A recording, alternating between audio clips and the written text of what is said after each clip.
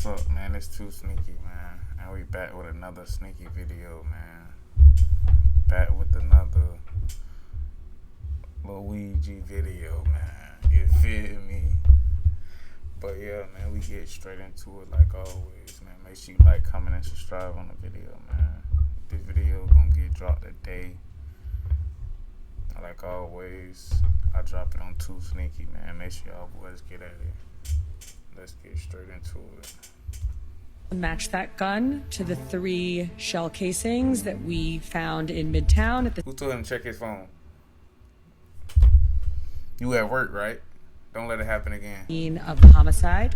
Details are emerging surrounding the accused United Healthcare CEO killer Luigi Mangione, who remains in police custody after allegedly gunning down Brian Thompson last week in Midtown Manhattan. The 26-year-old Ivy League graduate who was arrested after a multi-day manhunt is now at the center of a complex investigation that reveals a troubling mindset and maybe a calculated plan. We're going to be breaking down the top latest details about Luigi Mangione. Welcome to Sidebar, presented by Law and Crime. I'm Jesse Weber.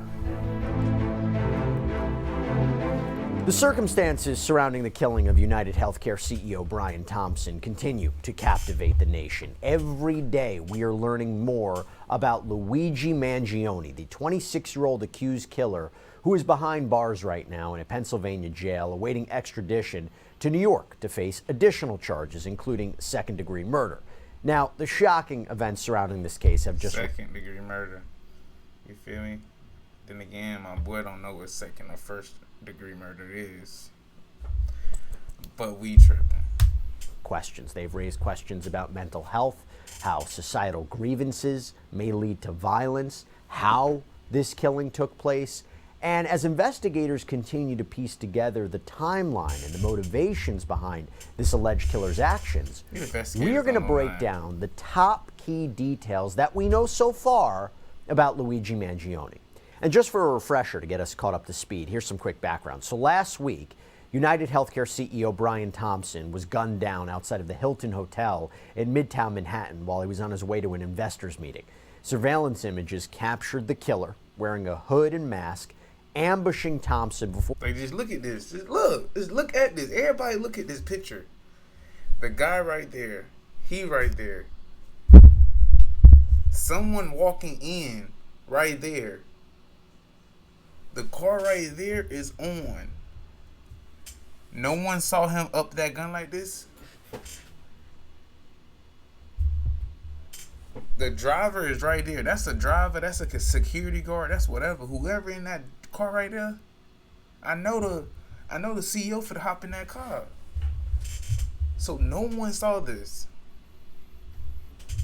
The man who walking in, we gonna let him slide because he was just minding his business. Let him slide. The dude in the car, he don't see that. I'm in the rearview mirror like, but we in the rearview mirror like, damn, on hood, we can see that. Come on, nah. No one saw this. Alright, then that mean the driver did not kill, just like the boy who walked in who was minding his business. Shooting him from behind, ultimately killing him. Now, the killer then hopped on a bicycle towards Central Park, where he then hailed a taxi and later got on a bus headed out of Manhattan. And by the way, one of the more bizarre aspects of this, as reported by CNN and seen on surveillance footage, it appears that the shooter was on the phone, possibly speaking to someone at 6:30 a.m., so about 15 minutes before the shooting. Who was the person that he was speaking to, and why was he speaking to that person? And by the way, I will also tell you, still one of the unanswered questions is how the shooter, the killer, potentially Luigi Mangione, knew that Brian Thompson was going to be walking down that street at that precise moment. He was walking down the street. I thought he was leaving the hotel. After a manhunt that lasted several days, Luigi Mangione was spotted in a McDonald's in Altoona, Pennsylvania, after a person recognized... This investment in prep bundle is 100% free for you to download right now. If you're a college student looking to get in... person recognized him from the surveillance images that were released by police. And he was arrested on gun charges in Pennsylvania because, after all, he was reportedly found with a ghost gun and a silencer and a fake ID. Now, Mangione made his first court appearance earlier this week, and that is when we also know he was hit with more charges, this time out of Manhattan, including, as I mentioned, that second-degree murder charge. But it turns out he is apparently fighting his extradition back to New York, where he will face those charges. And this is where we are right now. So we want to jump into the latest details in this case, and we want to start with the forensic evidence. This is huge because we now have official confirmation that police were able to link significant forensic evidence to Luigi Mangione. Because NYPD Commissioner Jessica Tisch announced that fingerprints found on a water bottle and this protein candy bar near where the crime scene was matched those taken from Mangione when he was booked into jail in Pennsylvania. Additionally, the gun found in Mangione's possession during his arrest, it has been matched to shell casings recovered from the shooting scene. Again, this is according to Tisch. And Tisch actually gave us a brief update on this at an unrelated news conference yesterday on Staten Island. We got the gun in question back from Pennsylvania. It's now at the NYPD crime lab. We were able to match that gun to the 3 shell casings that we found in Midtown at the scene of the homicide.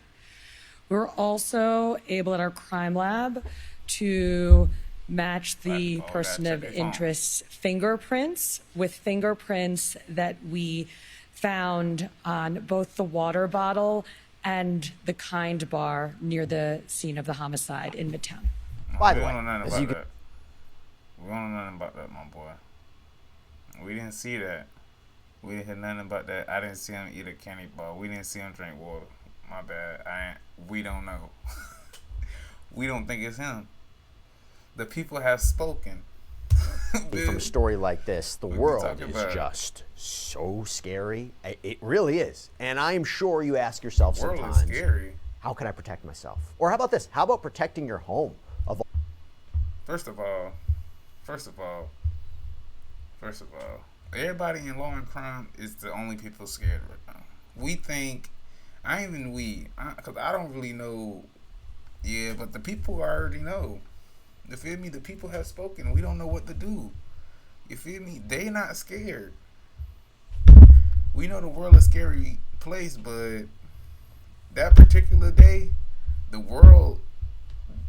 people in the comments thought the world became a better place. I ain't gonna cap. People in the comments like, you feel me? I don't know. We don't know. We don't know what you're talking about. And you better not be trying to promote nothing. Cases, right? Well, I will tell you what, I didn't even know this, but apparently home title fraud, rampant right now. Yeah, I met with the people over at Home Title Lock. Yeah. See, told you, look, don't let it confuse you. He lying. He lying. We don't sell this man for you 2 purposes, but he's lying though. Don't let him fool you. Get you a firearm. What is you talking about? Ain't no locks for to do nothing. Anything automatic, somebody can hack into it. Like, if I can use my phone to unlock my door, another person will do the same jump. Don't ever try to, he promoting bull jump, man. Get up out of here. The water bottle, the energy bar wrapper, shell casings, a backpack that was found in Central Park.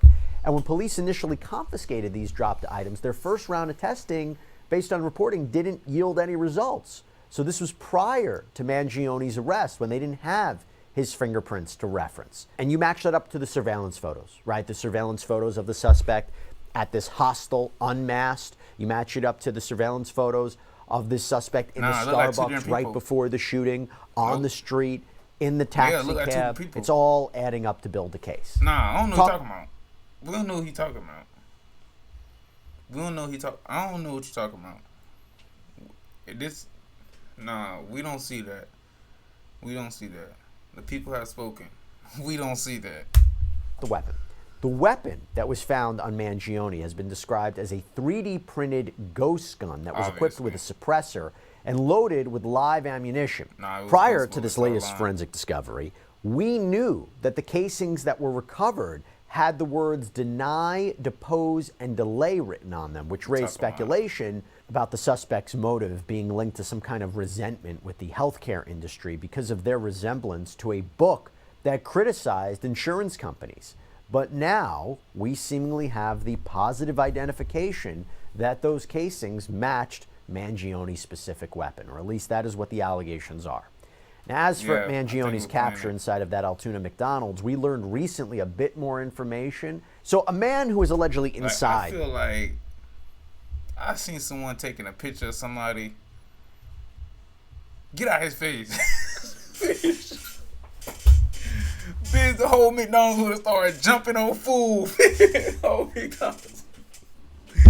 The whole hey, fool. Whoever told him will not ever show their face. They getting jumped everywhere they go, fool. On hood, they getting bullied every single day. I feel like the only person right now, I didn't see no one be like him besides the police officers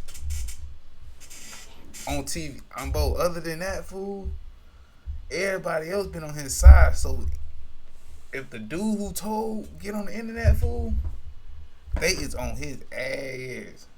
They on him for real, fool. McDonald's that day, who's only identifying himself as Larry, told multiple outlets that an employee called police after taking Mangione's order, noting that she had spotted this likeness to the surveillance photos based on his eyes and his eyebrows. And this guy, Larry, also said that his friend had made a comment to him along the lines of, "That looks like the shooter from New York." And apparently he told Fox News that the employee heard this friend make this comment inside of the restaurant too. And ultimately, we know for certain that it was the McDonald's employee who called police. And we beating him now. We finna beat him now. Fool, no one told you to overhear my conversation. In the other video, they said, they said a customer told the employee. That didn't even sound right, but okay, yeah, okay, we went with that. So you telling me and my boy were talking, you heard our conversation, you went to tell it? Now we finna jump on you. We finna jump on you now. Who told you to do that? Fool. You tried to steal someone. The thing is, the people who were talking about it wasn't even about to tell probably. He tried to steal the person reward money and messed around trying to be so greedy, call 911 instead of the Crime Stopper. Like the Crime Stopper, fool. Jail. We finna beat on him. We finna beat on him. To the arraignment and the extradition hearings in this case out of Pennsylvania, because this was super interesting. So up until his first court appearance, Mangione stayed relatively silent. At the time of his arrest, police said he appeared to be visibly shaking when asked if he had been to New York, and one officer noted that the arrest was peaceful. But when Mangione was brought in for his extradition hearing, he appeared to have some kind of outburst. When building a business, use Taylor Brands as your business builder. What's a business builder? What a camera at? What a camera at? Oh my God! That's completely out of touch and an insult to the intelligence of the American people and the lived experience. On hood. Now, it's not clear. And fool, he looked like the dude off the movie. What movie that is? It's a movie the dude was like, I give somebody $100 million to break me out of jail. He looked just like him, fool. He looked just like him. I gotta remember that freaking movie. I ain't gonna cap with you. I gotta remember that or time. Specifically he was reacting to. But prior to this, at his arraignment hearing, he contested 3 pieces of evidence presented by prosecutors in open court. His backpack, the wad of cash that was found inside it, and the blue medical mask that he was apparently wearing when he was arrested. As for the bag and the money, prosecutors argued that Mangione was carrying around approximately $10,000 in cash inside of a bag known as a Faraday bag, which apparently blocks cell phone signals. This was all brought forth to suggest criminal sophistication on his part. According to CNN, this is what Mangione said in... What are you talking about, nigga? That's a smart nigga. Fuck is you talking about? I don't see nothing wrong. I don't see nothing wrong. And you know a nigga can walk up on you with their cell phone, tap your, like, be next to you, a couple feet away from you, and take everything off your cell phone. Nigga, he was a smart nigga. In response. I'd like to correct two things. I don't know where any of that money came from. I'm not sure if it was planted. And also, that bag was waterproof. So I don't know about criminal sophistication. Additionally, the New York Times reported that when the topic of his mask came up, he tried to say that he had purchased the mask, but his lawyer apparently shushed him. Also, going to that extradition hearing, which happened later on, Mangione was denied bail, and it appears that he is going to fight extradition back to New York. Remember, he's facing that second-degree murder charge and, additionally, gun possession and forgery charges, all out in New York. His lawyer, Thomas Dickey, explained to the press following the extradition why he is contesting it. I haven't seen any evidence that says that he's the shooter, so I've seen zero evidence at this point. To be clear about something, though, at the time, Dickey claimed he hadn't seen any evidence that Mangione was the shooter, but we weren't aware of the positive identification or the alleged positive identification that was made of Mangione from both the fingerprints and the shell casings. But essentially, it don't matter. It don't matter. You know the gun can be planted on him. Somebody else took his print, put the junk on the gun. You know that, right? We don't know is it him. It don't look like him. I don't see a person. Like, I don't see a man in that picture. I just see a statue. Like, we see clothes and a statue.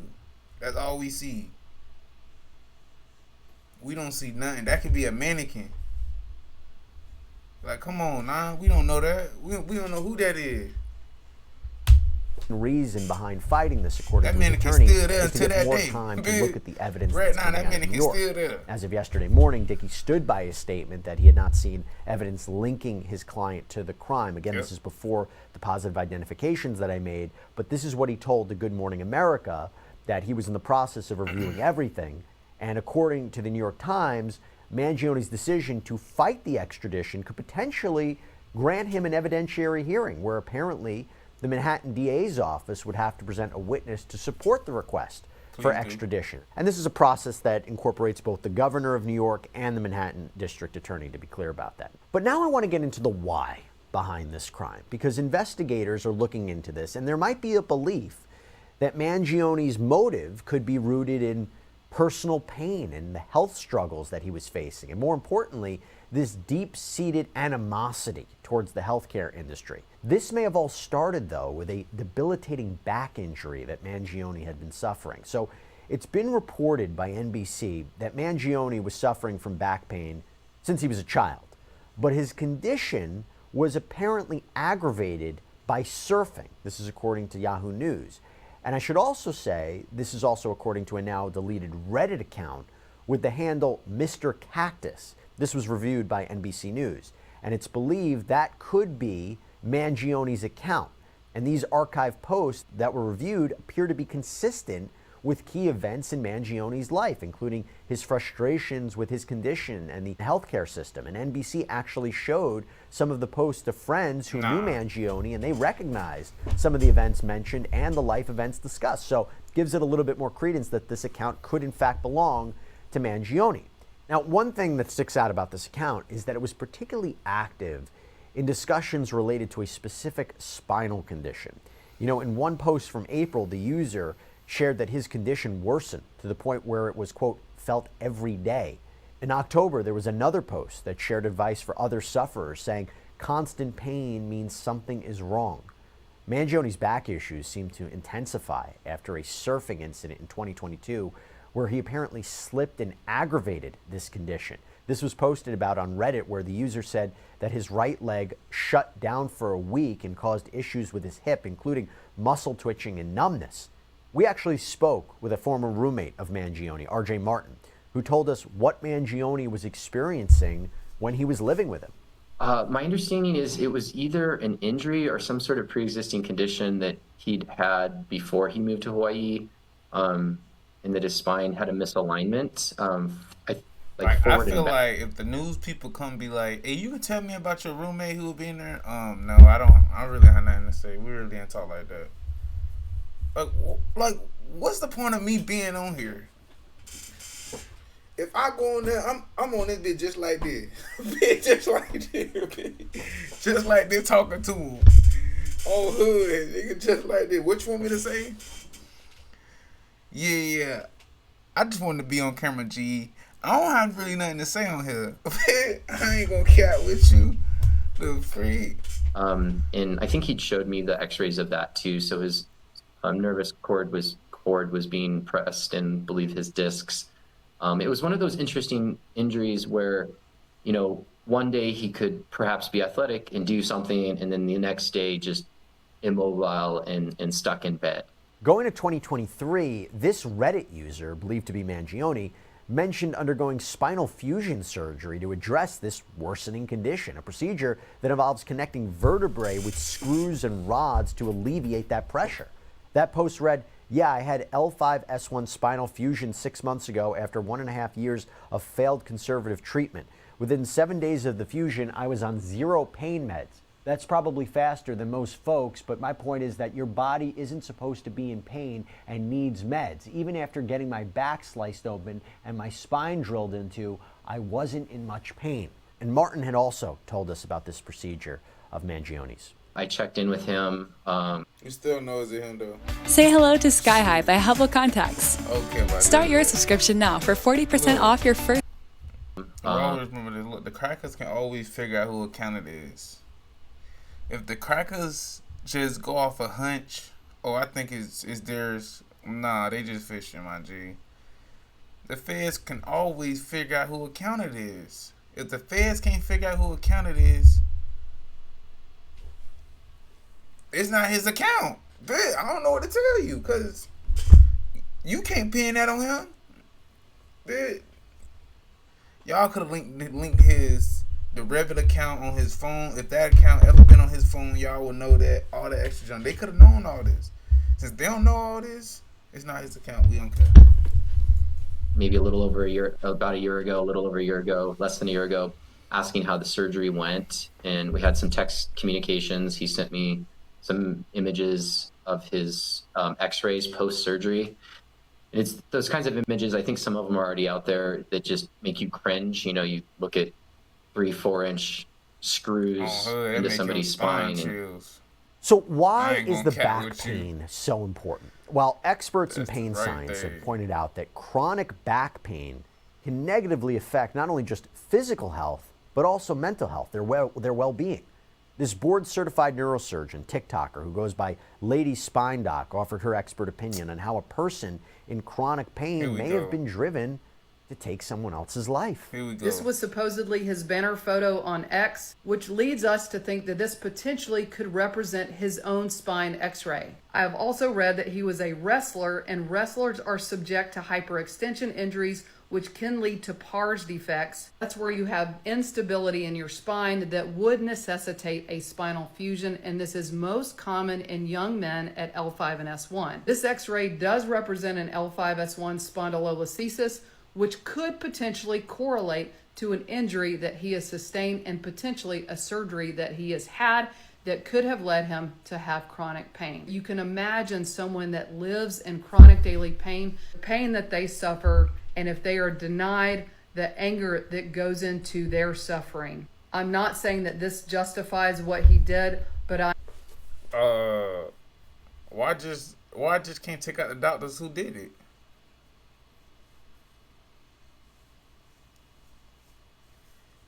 Why can't I just take out? I thought the healthcare CEO, he was for healthcare. Like he don't do he like health insurance or something. Or the healthcare is a hospital. Like I thought I would have knocked off the hospital CEO. If that was the case, that's why I don't think it's adding up to me. If the doctors did this to me, why knocked off the healthcare CEO? Unless the healthcare is a hospital. If it's not no hospital, I don't know. If this ain't no hospital, why did I knock him off? I would have knocked off the people who put the screws in me. The CEO hospital. If I don't knock out the doctors, like the little surgeon people, if I don't knock them off, I would knock off the CEO on the hospital. You knocked off the hair care? Hell no, I don't think this story adding up to me. Saying it provides a good insight into what may be the driving motive for this crime. Now, of course, this is just an opinion here, right? Yes, this is a medical expert, but it's an opinion. as to what Mangione might have been experiencing and the resulting ill will he might have felt towards health insurance. But what this does do is lead us into another part of this investigation, the why. And that leads me into a critical piece of evidence in this case. This notebook that was discovered during Mangione's arrest in Pennsylvania. Because inside that notebook is a chilling passage that also appears to describe ill feelings toward healthcare and even a CEO. So according to two law enforcement officials who were interviewed by the New York Times, one section of this notebook reads, what do? You whack the CEO at the annual parasitic bean counter convention. It's targeted, precise, and doesn't risk innocence. First of all, they asked how can a person find the CEO at the CEO convention? If it was a whole convention, and if it's a convention, like a convention in my head, I'm gonna think CEOs and junk there at different type of little places and junk. So the CEO I want gonna be there. Hell no, man, this ain't his book. This ain't his book, man. What is y'all talking about? Notebook provides a chilling insight into this mindset leading up to, again, what could be this murder, revealing there was a consideration to use a bomb, seemingly to carry out the attack on Thompson. But then the author later decided against that to seemingly avoid harming innocents. Now, included with the notebook when he was arrested is what is being referred to as a manifesto, which was apparently leaked online by independent journalist Ken Klippenstein. And according to TMZ, this text was confirmed by law enforcement sources. And part of this reads, I do apologize for any strife of trauma, but it had to be done. Frankly, these parasites simply had it coming. A reminder, the U.S. has the #1 most expensive healthcare system in the world, yet we rank roughly number 42 in life expectancy. United is the, and the word is indecipherable there, largest company in the U.S. by market cap behind... No, man, now I know why you did it. Now I know whoever was standing there as the mannequin. Now I know why the mannequin did it. Now we know why the mannequin did it. If this is true, we know why the mannequin did it. You gotta knock off the biggest company, who everybody got healthcare. Okay, we gotta knock the biggest one off. Now we know why the mannequin did it. Now we don't know did Luigi do it, but we know why the mannequin did it now. Apple, Google, Walmart. It has grown and grown, but has our life expectancy? No, the reality is these, and again, indecipherable word, have simply gotten too powerful, and they continue to abuse our country for immense profit because the American public has allowed them to get away with it. Obviously, the problem is more complex, but I do not have space, and frankly, I do not pretend to be the most qualified person to lay out the full argument. But many have illuminated the corruption and greed, Rosenthal more decades ago, and the problems simply remain. It's not an issue of awareness at this point, but clearly power games at play. Evidently, I am the first to face it with such brutal honesty. Now, I want to back up a bit and talk more about the timeline revolving around the back surgery. So, as Mangione was recovering, he was also reportedly isolating from the social scene. We've talked about how concerned friends tried to reach out to him on social media, even how his own family was looking for him. And this leads to another key detail in this story, one that really comes with more unanswered questions. Luigi. Girls really want a man that isn't afraid to take things in his own hand. You know what's going to help you get?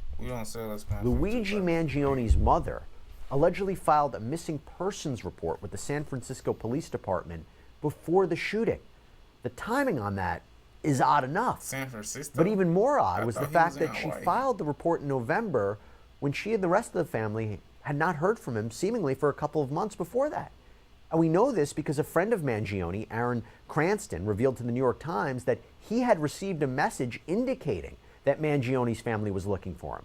And this, of course, as I said, leaves a lot of questions. Why was the report filed in San Francisco? Will the timing being just before the shooting reveal anything about what his family potentially knew? And how did he just fall off the radar for months after his surgery without any serious actions being taken to try to find and locate him? Now, Mangione's cousin, Nino Mangione, grown man. issued a What are you statement. talking about? That's a grown man.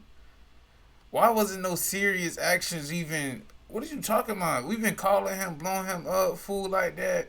We know his back hurt. We know he probably just throwing us off. What are you like? You feel me? We already know what side you on now. You ain't with the people. We know what side you on. You ain't with the people. You ain't for the people. You ain't no Morgan and Morgan, nigga. On behalf of the family, and it made it clear that they didn't know anything prior to the news of the arrest, saying, "We cannot comment on news reports regarding Luigi Mangione. We only know what we have read in the media. Our family is shocked and devastated by Luigi's arrest. Yes. We offer our prayers to the family of Brian Thompson, and we ask people to pray for all involved."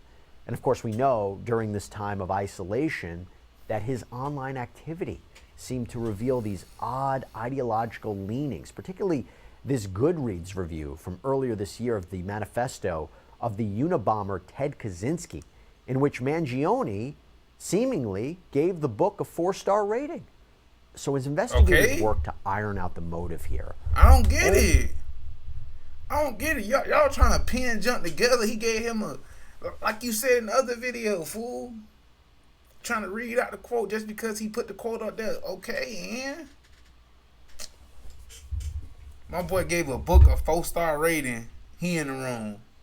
But it's not any type of book though. We don't care. That's a regular book.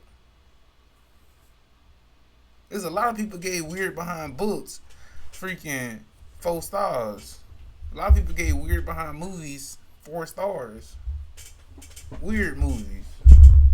Come on now, stop playing. Time will tell if this is truly a descent into ideological extremism that led to this accused killer to carry out this assassination. But for now, Luigi Mangione sits behind bars in a Blair County jail awaiting his extradition. We are at the beginning of the legal process. Yeah, fool. And the people don't think he did it, so we don't know what to say. You feel me? We don't know what to say.